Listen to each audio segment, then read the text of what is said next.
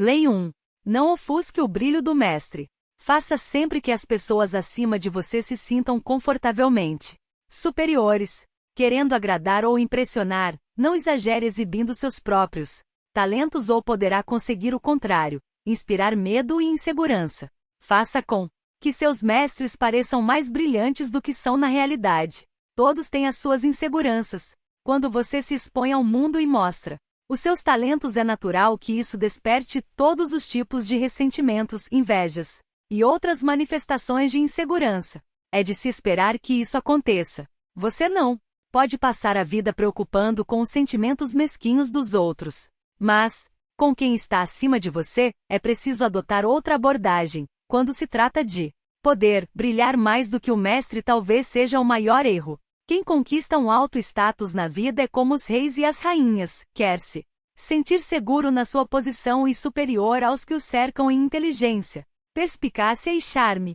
É uma falha de percepção mortal, porém comum, acreditar que, exibindo e alardeando seus dons e talentos, você está conquistando o afeto do Senhor. Ele pode fingir apreço, mas na primeira oportunidade vai substituir você por alguém menos brilhante, atraente e ameaçador. 2 regras. Primeira, é possível inadvertidamente brilhar mais do que o Senhor sendo simplesmente você mesmo. Existem senhores que são mais inseguros do que outros. A lição é simples: se não for possível evitar ser charmoso e superior, você deve aprender a evitar esses monstros de vaidade.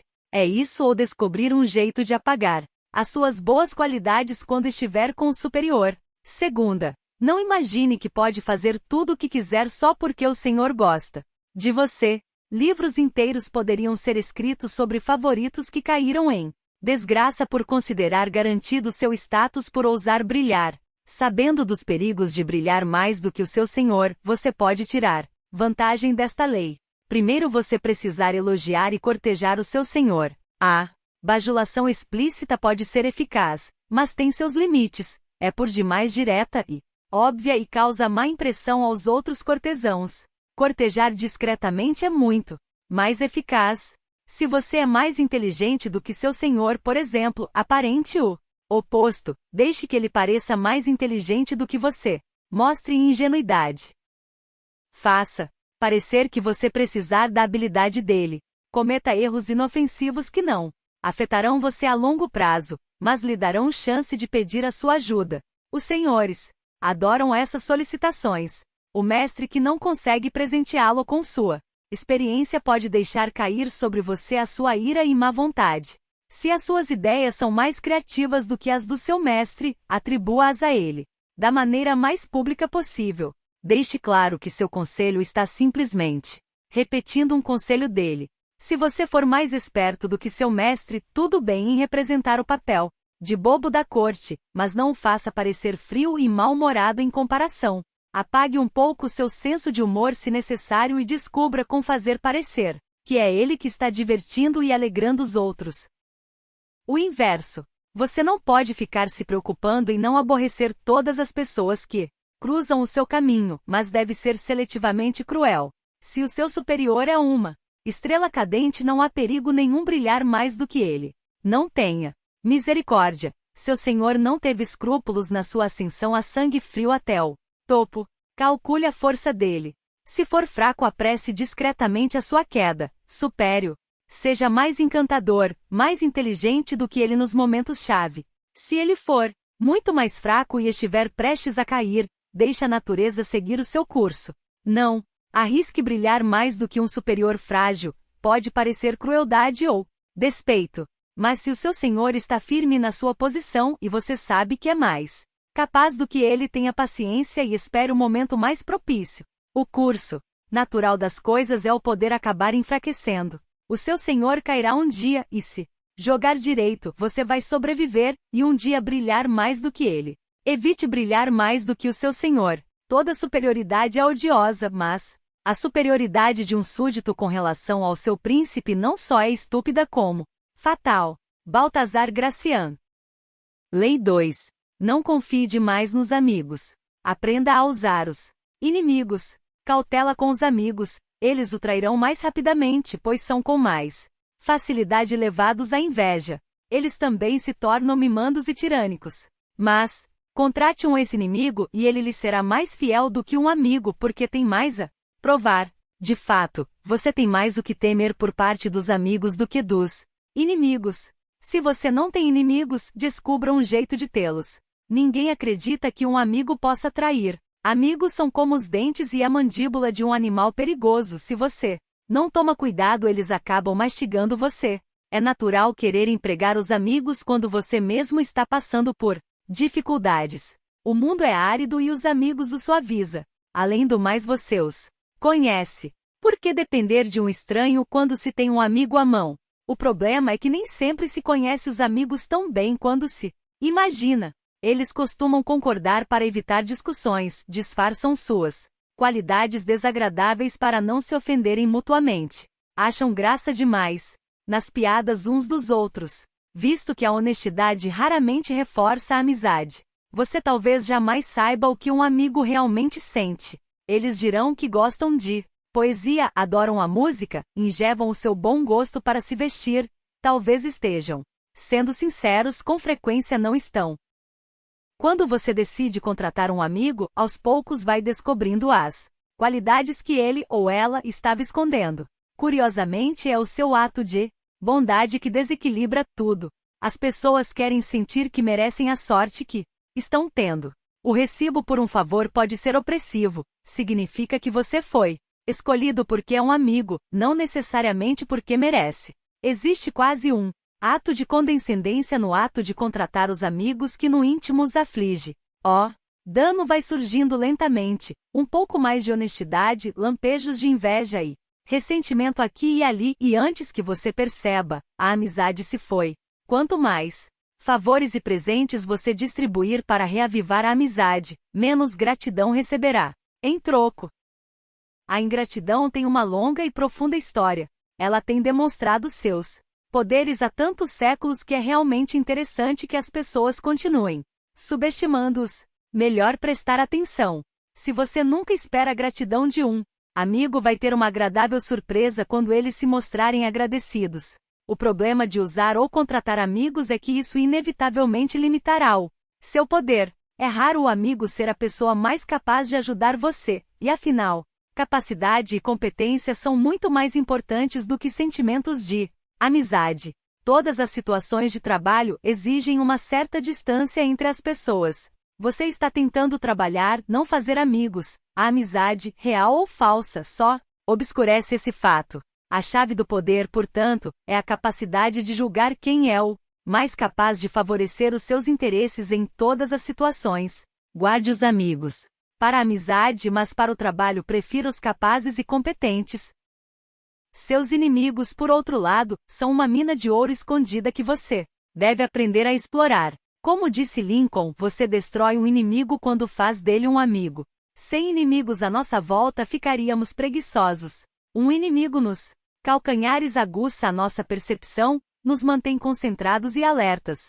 Às vezes, então, é melhor usar os inimigos como inimigos mesmo, em vez de transformá-los em amigos ou aliados. Um inimigo nitidamente definido é um argumento muito mais forte a seu favor do que todas as palavras que você conseguir usar. Jamais deixe que a presença de inimigos o perturbe ou aflija. Você está muito melhor com um ou dois adversários declarados do que quando não sabe quem é o seu verdadeiro inimigo. O homem de poder aceita o conflito, usando o inimigo para melhorar a sua reputação como um lutador seguro em quem se pode confiar em épocas incertas. O inverso. Embora em geral seja melhor não misturar trabalho com amizade, há momentos em que um amigo pode ser mais eficaz do que um inimigo.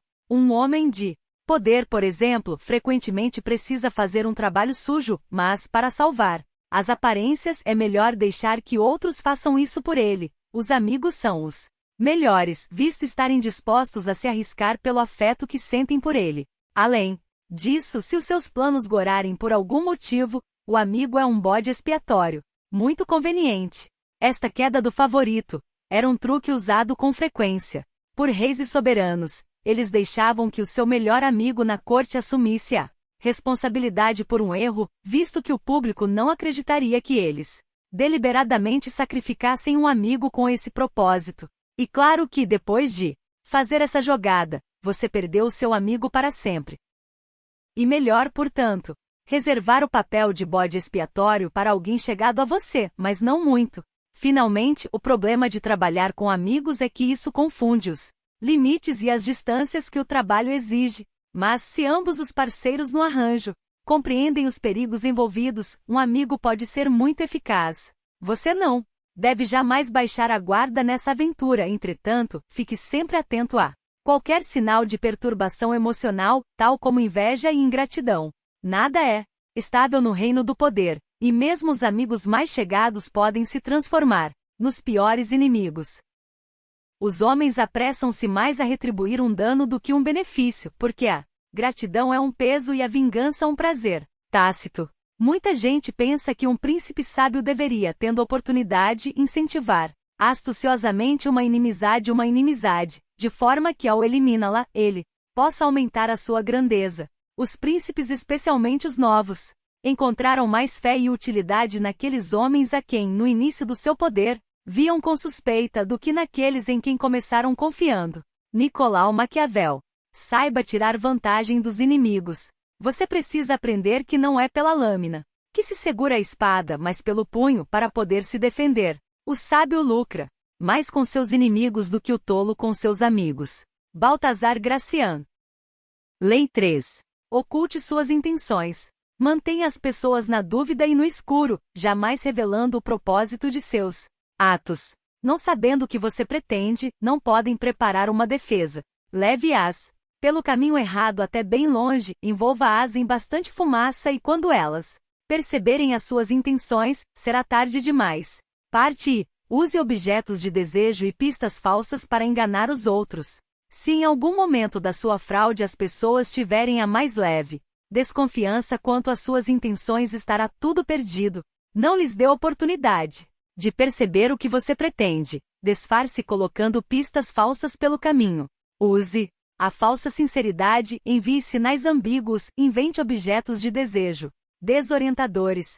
Incapazes de distinguir o falso do verdadeiro, elas não podem ver o seu objetivo real. As pessoas na sua maioria são como um livro aberto. Elas dizem o que sentem, não perdem a oportunidade de deixar escapar opiniões e constantemente revelam seus planos e intenções. Elas fazem isso por vários motivos. Primeiro, é fácil e natural querer sempre falar dos próprios sentimentos e planos para o futuro. É difícil controlar a língua e monitorar o que se revela. Segundo, muitos acreditam que, sendo honestos e francos, estão conquistando o coração das pessoas e mostrando a sua boa índole. Eles estão imensamente iludidos. A honestidade é na verdade uma faca sem fio, mais sangra do que corta. A sua honestidade provavelmente vai ofender os outros. É muito mais prudente medir as suas palavras, dizer às pessoas o que elas querem ouvir, em vez da verdade nua e crua que é o que você sente ou pensa. Mais importante, sendo despodoradamente franco, você se torna tão previsível e familiar que é quase impossível inspirar respeito ou temor, e a pessoa que não desperta esses sentimentos não acumula poder. Se você deseja poder, ponha imediatamente a honestidade de lado e comece a treinar a arte de dissimular suas intenções. Domine a arte e você prevalecerá. Sempre. Elementar para a habilidade de ocultar as próprias intenções é uma simples verdade sobre a natureza humana. Nosso primeiro instinto é sempre o de confiar nas aparências. Não podemos sair por aí duvidando da realidade do que vemos. Ouvimos imaginar constantemente que as aparências ocultam algo mais nos deixaria exaustos e aterrorizados. Isto faz com que seja relativamente fácil ocultar as próprias intenções. Basta acenar com um objeto que você parece desejar, um objetivo que você parece querer alcançar, diante dos olhos das pessoas e elas tomarão a aparência como realidade. Uma vez com os olhos fixos na isca, elas não notarão o que você está realmente pretendendo. Na sedução, dê sinais conflitantes, tais como desejo e indiferença, e você não só os despistará, como inflamará o seu desejo de possuir você. Uma tática que funciona com frequência quando se quer armar uma pista falsa é parecer estar apoiando uma ideia ou causa que, na verdade, contraria o que você sente. A maioria vai achar que você mudou de ideia, visto não ser comum brincar com tamanha leviandade com coisas tão carregadas de emoção como as suas próprias opiniões e valores. O mesmo se aplica a um objeto do desejo usado como chamariz, pareça querer alguma coisa pela qual não está nem um pouco interessado. E seus inimigos perderão o rumo, calculando tudo errado. Durante a Guerra da Sucessão Espanhola, em 1711, o Duque de Marlborough, chefe do exército inglês, queria destruir um forte francês importantíssimo que protegia uma estrada vital para a entrada na França. Mas ele sabia que, ao destruí-lo, os franceses perceberiam o que ele queria, avançar por aquela estrada. Em vez disso, ele simplesmente capturou o forte e o guarneceu com algumas das suas tropas, como se o desejasse para algum propósito particular. Os franceses atacaram o forte e o duque deixou que ele fosse reconquistado, novamente de posse do forte. Entretanto, eles o destruíram, imaginando que o duque tinha alguma razão importante para querer ficar com ele. Agora o forte não existia mais, o caminho estava livre e Marlborough pôde facilmente entrar na França. Use esta tática da seguinte maneira: não esconda as suas intenções, fechando com o risco de parecer misterioso e deixar as pessoas desconfiadas, mas falando sem parar sobre seus desejos e objetivos, só que não os verdadeiros. Você matará 3 coelhos com uma só cajadada. Vai parecer uma pessoa cordial, franca e confiável, ocultará suas intenções, e deixará seus rivais atordoados tentando achar inutilmente uma coisa que levarão tempo para descobrir. Outra ferramenta eficaz para colocar as pessoas desorientadas é a falsa sinceridade. Elas confundem facilmente sinceridade com honestidade. Lembre-se, o primeiro instinto é o de confiar nas aparências, e como as pessoas valorizam a honestidade e querem acreditar na honestidade dos que a cercam, raramente irão duvidar de você ou perceber o que você está fazendo.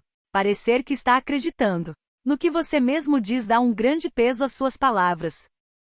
Foi assim que Iago enganou e destruiu Otelo, diante da intensidade das suas emoções, da aparente sinceridade da sua preocupação com a suposta infidelidade de Desdémona. Como Otelo poderia desconfiar dele? Foi assim também que o grande charlatão Yellow Kid Vile tapou os olhos das suas vítimas, parecendo acreditar tanto no objeto isca, que acenava diante deles um cavalo falso, um cavalo de corrida apresentado como uma barbada. Ficava difícil duvidar da sua realidade. Claro que é importante não exagerar nessa área. A sinceridade é uma arma traiçoeira, aparente estar apaixonado demais e despertará suspeitas. Seja uma pessoa comedida e em quem se possa acreditar, ou a sua artimanha parecerá a fraude que ela é. Para que a sua falsa sinceridade seja uma arma eficaz ocultando as suas verdadeiras intenções, adote a fé na honestidade e na franqueza como valores sociais importantes. Faça isso da forma mais pública possível. Enfatize a sua posição quanto a isso, divulgando ocasionalmente alguma ideia sincera, mas só aquela realmente sem importância ou irrelevante, é claro. O ministro de Napoleão, Talleyrand, era mestre em despertar a confiança das pessoas revelando um suposto segredo. Esta confiança fingida, a isca, despertava em seguida a confiança verdadeira do outro. Lembre-se, os maiores impostores fazem de tudo para encobrir suas virtudes traiçoeiras. Cultivam um ar de pessoa honesta numa área para disfarçar a sua desonestidade em outras. A honestidade é simplesmente mais uma isca no seu arsenal. Parte 2. Disfarce as suas ações entre cortinas de fumaça. Trapacear é sempre a melhor estratégia, mas as melhores trapaças exigem uma cortina de fumaça para distrair a atenção das pessoas do seu verdadeiro propósito. O exterior afável, como a inescrutável cara de pau, e quase sempre a cortina de fumaça perfeita, escondendo suas intenções por trás do que confortável e familiar. Se você conduzir a vítima por um caminho desconhecido, ela não perceberá que você a está levando para uma armadilha. Lembre-se, os paranoicos e desconfiados são os mais fáceis de enganar. Conquiste a sua confiança numa área e você terá a cortina de fumaça que turva a visão deles em outra, deixando que você se aproxime de manso e os arrase com um golpe devastador, um gesto prestativo ou aparentemente honesto, ou que sugira a superioridade do outro. Estas são táticas diversionistas perfeitas. adequadamente montada, a cortina de fumaça é uma arma poderosíssima. Se você acha que trapaceiros são aquela gente pitoresca que ilude com mentiras elaboradas e histórias incríveis, está muito enganado. Os maiores impostores são os que utilizam uma fachada suave e invisível que não chama atenção. Eles sabem que gestos e palavras extravagantes levantam logo suspeita. Pelo contrário, eles envolvem o seu objetivo numa aura familiar banal, inofensiva.